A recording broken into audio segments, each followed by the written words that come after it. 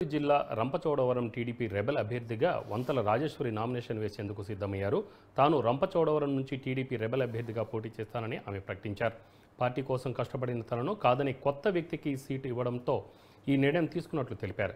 Seat ప్రకటించిన తర్వాత పలుమార్లు అధినేతను కలిసినా స్పందన లేకపోవడంతో రెబెల్ అభ్యర్థిగా వేయాల్సి వస్తుందని వెల్లడించారు.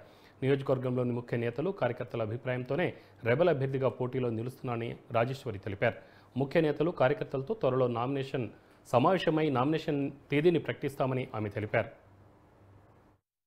5 సంవత్సరాల నుంచి టీడీపీ ఇన్ఛార్జిగా పనిచేస్తున్నాను.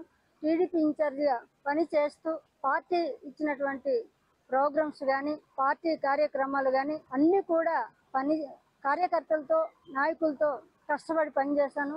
5 సంవత్సరాల కాలంలో కూడా కార్యకర్తలకి నాయకులకి ప్రజలకి ఒక భరోసానిస్తూ ధైర్యాన్ని ఇస్తూ నేను ప్రతి ఇంటింటికి వెళ్ళి ప్రతి ఒక్కరిని కూడా కలుస్తూ మరి 5 సంవత్సరాలుగా కష్టపడి పనిచేశాను. టీడీపీ పార్టీలోనే నేను పనిచేస్తూ ఇన్ఛార్జిగా కొనసాగిస్తూ ఈరోజు ఎమ్మెల్యే అభ్యర్థిగా కొత్త అభ్యర్థిగా మరి టికెట్ ఇవ్వడం చాలా బాధాకరం.